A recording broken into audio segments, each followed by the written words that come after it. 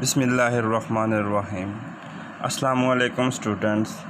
आज हमारा mathematics 9th class का लेक्चर नंबर 11 है, जिसमें हमने स्टडी करना है एक्सरसाइज 1.5 को। उससे पहले कुछ बातें हम डिस्कस कर रहे थे। हमने डिस्कस किया था प्रीवियस लेक्चर में कि डिटर्मिनेंट्स क्या होता है और उसे कैसे फाइंड आउट करते हैं। फिर हमने बताया था कि डिटर्मिनेंट्स लेने के बाद जो आंसर आपके आते हैं, फिर उन आंसर्स को, उन जवाब को हमने दो तरह के नाम दिए थे। एक को हमने नाम दिया था सिंगुलर और एक को हमने नाम दिया था नॉन सिंगुलर। यानी कि एक को हमने नाम दिया था नादर कालब और दूसरे को हमने नाम दिया था गैर नादर कालब। तो स्टूडेंट, अगर डिटर्मिनेंट यानी मख्ता का आंसर आपके पास 0 आ जाए तो उसे हम कहते हैं सिंगुलर मैट्रिक्स। अगर मख्ता का आंसर आपके पास 0 नहीं आता, कोई नंबर आ जाए, तो उसे हम कहते हैं गैर नादर कालब यानी कि नॉन सिंगुलर मैट्रिक्स। आज स्टूडेंट हमारा जो टॉपिक है वो है adjoint of a matrix. Adjoint of a matrix से स्टूडेंट क्या मुराद है? जैसे आपने ट्रांसपोज पढ़ा था, ट्रांसपोज ऑफ अ मैट्रिक्स, उसमें आपने चेंज किया था रोज़ को कॉलम में या कॉलम को रोज़ में। आज स्टूडेंट आपने पढ़ना है एडजॉइंट ऑफ अ मैट्रिक्स, यानी कि जो मैट्रिक्स आपको दिया जा रहा है आप उसका एडजॉइंट कैसे लेंगे। तो इसके लिए स्टूडेंट है आपके पास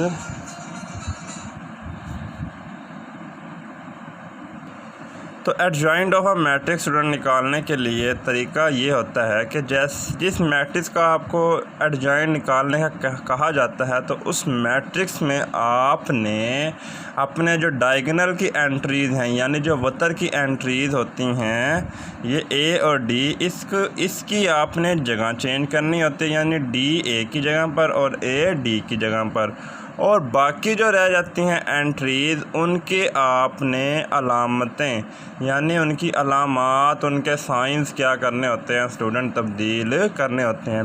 adjoint of a square matrix ए। अच्छा, इसमें एडजॉइंट जो आपने लेना है वो ऑलवेज स्क्वायर मैट्रिक्स होगा, यानी जितनी उसमें नंबर ऑफ़ रोज़ होगी उतने ही उसमें नंबर ऑफ़ कॉलम होंगे। Adjoint of a square matrix A B C D is obtained by interchanging the diagonal entries, यानी कि आपकी जो डायगोनल की एंट्रीज़ हैं इसको आप इंटरचेंज कर देंगे, यानी एक दूसरे के साथ तब्दील कर देंगे। And changing the sign of the other, और दूसरी एंट्रीज़ होंगी, अदर एंट्रीज़ होंगी, उनकी आपने अलामतें क्या कर देनी है, तब्दील कर देनी है। Adjoint of matrix A is denoted as A D J A, यानी एडजॉइंट ए। अब हमारे पास यहाँ पे मैट्रिक्स ए है तो हम उसके लिए एडजॉइंट ए का लफ्ज़ इस्तेमाल करेंगे। अगर आपके पास कोई और मैट्रिक्स हो किसी और नाम का, B C D X Y Z, तो आप यहाँ पे एडजॉइंट बी सी डी या एक्स वाई जी वगैरह भी लिख सकते हैं। स्टूडेंट यहाँ पर उसने उसको आपको एडजॉइंट निकाल कर दिखाया है। देखें आप, डायगोनल एंट्रीज जो वतरी कालब है उसकी आपके पास चेंजिंग हो गई है कि ए की जगह पर डी और डी की जगह पर ए, इसे तब्दील कर दिया है, और बाकी जो बची हैं उनकी आपने स्टूडेंट अलामतें चेंज कर देनी है। इसके बाद हमारे पास नेक्स्ट टॉपिक आता है multiplicative inverse of non singular matrix. तो स्टूडेंट यहाँ पे है multiplicative inverse of a non singular matrix. यहाँ पे नॉन सिंगुलर मैट्रिक्स से क्या मुराद है स्टूडेंट? अगर आप किसी मैट्रिक्स का मल्टीप्लिकेटिव इन्वर्स ले रहे हैं और उसका इन्वर्स उस वक्त एग्जिस्ट करेगा जब आपके पास मैट्रिक्स ऐसा हो जो नॉन सिंगुलर हो, यानी कि नॉन सिंगुलैरिटी के लिए आपने उस मैट्रिक्स का डिटर्मिनेंट निकालना है, और उसका डिटर्मिनेंट अगर नॉन ज़ीरो आए यानी ज़ीरो ना आए तो हम कहेंगे कि उसका हमारे पास मल्टीप्लिकेटिव इन्वर्स एग्जिस्ट करेगा, अदरवाइज़ वो एग्जिस्ट नहीं करेगा। तो student, let A and B to non singular square matrix of same order. तो इनका ऑर्डर क्या है? दोनों का सेम, मर्तबा क्या है? एक जैसा। Then A and B are said to be multiplicative inverse of each other if A B, अगर आप ए और बी को ज़रब करवाएं इक्वल होगा बी और ए। अगर आप बी और ए को ज़रब करवाएं ए और बी भी आई के इक्वल। आई से मुराद है आइडेंटिटी मैट्रिक्स, वहदानी ज़रबी ज़ाती कालब। और बी ए को मल्टीप्लाई करें उसका आंसर भी आपके पास आई के इक्वल आए। The inverse of A is denoted by A inverse, A के ऊपर -1। दस ए और ए का इन्वर्स अगर आप लें एंड ए का इन्वर्स और ए अगर आप लें स्टूडेंट, तो आपके पास यहाँ से आंसर आ जाएगा आई के equal. Inverse of matrix is possible only if matrix is non singular. तो स्टूडेंट वो कहता है कि ए और बी का इन्वर्स उस वक्त पॉसिबल होगा जब आपके पास मैट्रिक्स जो हो वो नॉन सिंगल हो। तो स्टूडेंट नीचे उसने आपको ये एडजॉइंट का फार्मूला निकाल कर दिखाया है कि एडजॉइंट आप कैसे ले सकते हैं। तो यहाँ से अगर आप गौर करें, ये एडजॉइंट का उसने हमें फार्मूला दिया है कि जिस मैट्रिक्स का आप एडजॉइंट ले रहे हैं जिस मैट्रिक्स का आप इन्वर्स ले रहे हैं, माकूस ले रहे हैं, ज़रबी माकूस ले रहे हैं, उसी का आपने एडजॉइंट भी लेना है और उसी का आपने डिटर्मिनेंट मख्ता भी लेना है। अगर ये डिटर्मिनेंट 0 आ जाए तो आपके पास इन्वर्स एग्जिस्ट नहीं करता। अगर डिटर्मिनेंट कोई वैल्यू आ जाए तो आपके पास ये इन्वर्स एग्जिस्ट करेगा। तो स्टूडेंट हम इसको स्टडी करते हैं। अब एक्सरसाइज हमारे पास 1.5 है। 1.5 में फर्स्ट क्वेश्चन वो कहता है find the determinant of the following matrices. तो स्टूडेंट हमारे पास ये नीचे उसने वैल्यूज़ दी गई हैं, 4 मैट्रिसेस हैं जिसमें से आपने इनकी वैल्यू फाइंड आउट करनी है। तो find the determinant of the following matrix, यानी नीचे दिए गए जो कॉलम हैं उनके आपने मख्ते मालूम करने हैं।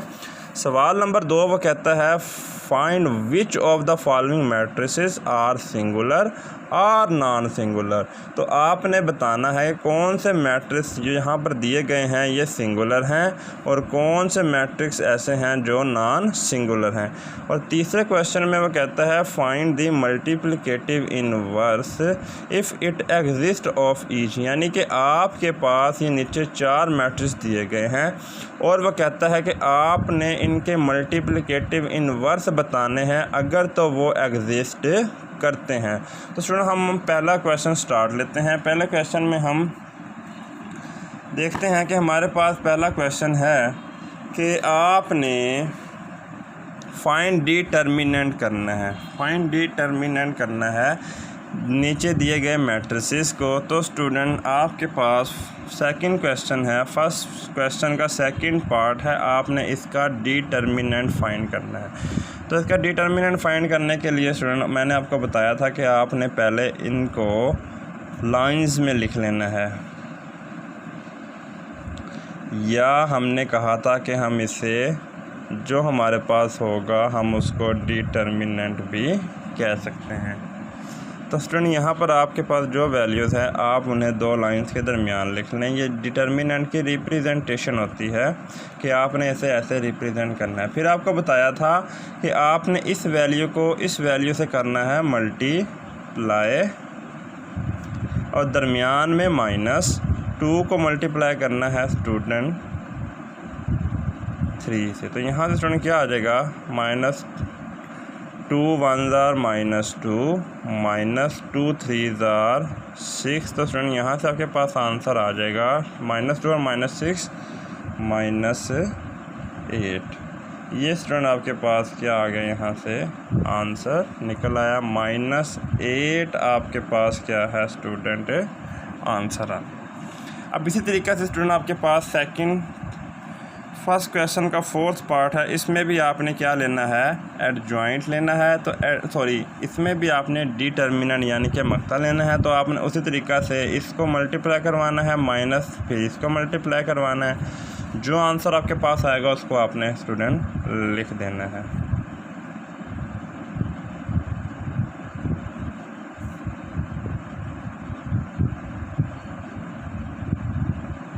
इसको स्टूडेंट आपने खुद हल करना है। आगे वो स्टूडेंट क्वेश्चन नंबर 2 आपसे पूछता है कि फाइंड मैट्रिसेस आर सिंगुलर और नॉन सिंगुलर, कि कौन से मैट्रिक्स जो आपको दिए गए हैं वो कौन से मैट्रिक्स ऐसे हैं जो सिंगुलर हैं और कौन से ऐसे हैं जो कि नॉन सिंगुलर है। कौन से मैट्रिक्स ऐसे हैं जो सिंगुलर हैं और कौन से ऐसे हैं जो नॉन सिंगुलर हैं। तो सुनो, सिंगुलैरिटी के लिए या नॉन सिंगुलैरिटी के लिए हमें चेक करना पड़ता है कि उसका डिटर्मिनेंट जो है वो ज़ीरो आता है या कोई और नंबर आता है। अगर तो वो ज़ीरो आ जाए इट्स मीन वो सिंगुलर है, अगर वो ज़ीरो नहीं आता इट्स मीन वो नॉन सिंगुलर है। तो स्टूडेंट यहाँ पे वो कहता है कि आपने इस बी का लेना है डिटर्मिनेंट्स। तो हम स्टूडेंट यहाँ पे इसका पहले लेते हैं डिटर्मिनेंट्स। तो डिटर्मिनेंट्स कैसे, 4, 3, 1 और 2। तो स्टूडेंट यहाँ से आप इसका डिटर्मिनेंट फाइंड आउट करें।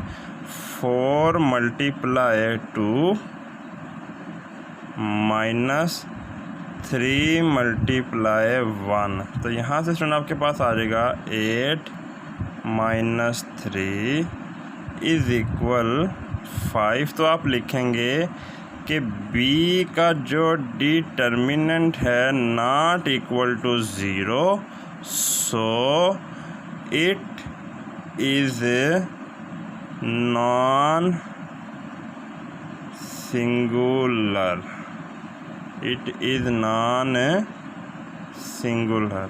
तो यहाँ से स्टूडेंट आपके पास इस तरह आप अपने बी या जो भी आपको मैट्रिक्स दिया गया है उसका डिटर्मिनेंट आप फाइंड आउट कर सकते हैं। जैसा कि स्टूडेंट यहाँ पर आपको दिखाया गया है कि लेट्स सपोज जो सी मैट्रिक्स है आपने इसका लेना है डिटर्मिनेंट।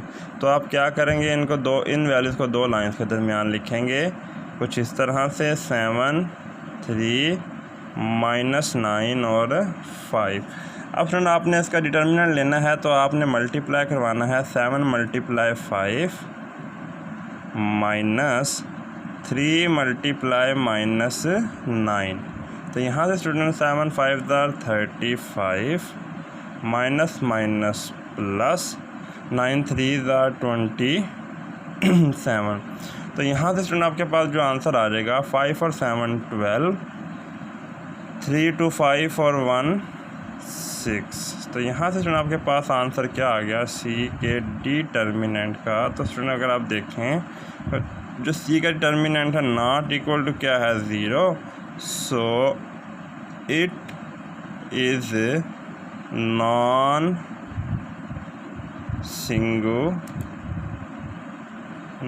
सिंगुलर। तो स्टूडेंट इस तरह आप फाइंड आउट कर सकते हैं कौन से मैट्रिक्स आपके पास सिंगुलर हैं और कौन से मैट्रिक्स ऐसे हैं जो आपके पास नॉन सिंगुलर हैं। तो स्टूडेंट यहाँ से आपने देख लिया कि जिस भी मैट्रिक्स से आप डिटर्मिनेंट लेंगे वहाँ से उसके बाद जो आपके पास आंसर निकलेगा उसको आप बताएंगे कि ये मैट्रिक्स सिंगुलर है और ये मैट्रिक्स नॉन सिंगुलर है। उसके बाद स्टूडेंट हमारे पास नेक्स्ट आता है कि डी पार्ट है इसका, उसमें भी आपने इसका सिंगुलैरिटी और नॉन सिंगुलैरिटी चेक करनी है। इसका डिटर्मिनेंट लेकर आपने इसको स्टूडेंट सॉल्व करना है।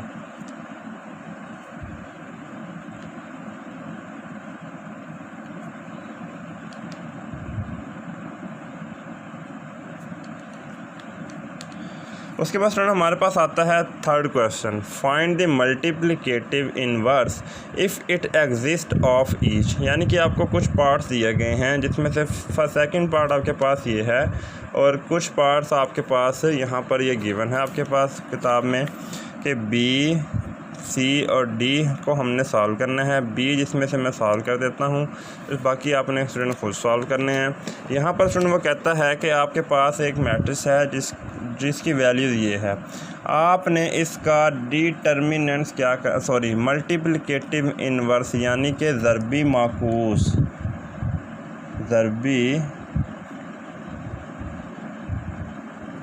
माकूस आपने स्टूडेंट इसका क्या करना है, फाइंड आउट करना है। तो ज़रबी माकूस इसका फाइंड आउट क्या होगा स्टूडेंट, सबसे पहले हमने बताया था जिसका भी आपने मल्टीप्लिकेटिव इनवर्स लेना है, ज़रबी माकूस लेना है, आपने उसके ऊपर माइनस लगा दें। ये चीज़ स्टूडेंट आपने इसकी फाइंड करनी है। अब सोल्यूशन क्या होगा स्टूडेंट, ये चीज़ किसके बराबर होगी। अभी हमने पीछे स्टडी किया था कि हमारे पास ये चीज़ जिसका हमने इन्वर्स लेना है, हमें उसका क्या पता होना चाहिए, एडजॉइंट, और बटा में हमें उसका पता होना चाहिए डिटर्मिनेंट।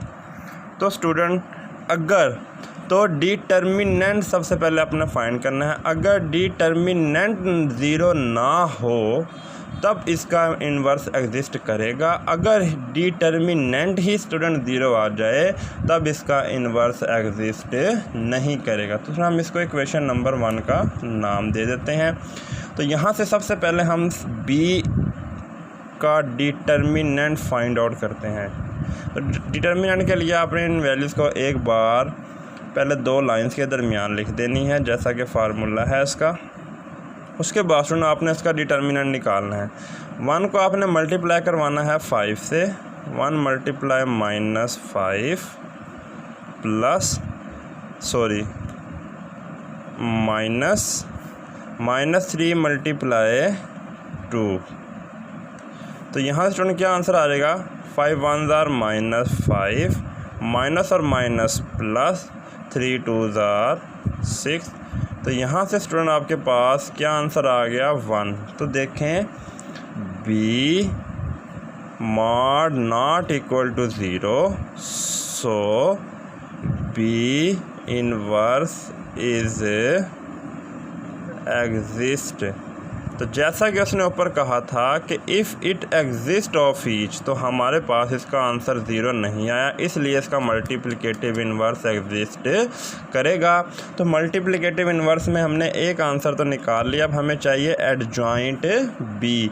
तो स्टूडेंट यहाँ से आप एडजॉइंट बी कैसे निकालेंगे, आपने जो मैट्रिक्स आपको दिया गया है उनके डायगोनल्स की एंट्रीज़ को चेंज करना है। यानी यहाँ पर आ जाएगा आपके पास -5 और यहाँ पर आ जाएगा आपके पास -5 और यहाँ पर आ जाएगा आपके पास 1, और इनकी स्टूडेंट आपने कर देने हैं साइन चेंज। ये आपके पास एडजॉइंट बी आ गया है। नाउ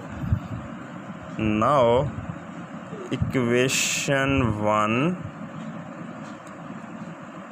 बिकम, कैसे आपके पास इक्वेशन 1, ये जो इक्वेशन 1 थी आपके पास क्या बन जाएगी, इक्वेशन 1 बिकम, हाँ इक्वेशन 1 आपके पास बन जाएगी कि आपके पास बी इनवर्स इज इक्वल, तो सबसे पहले आपके पास एडजॉइंट बी का आंसर, और एडजॉइंट बी आपने क्या निकाला,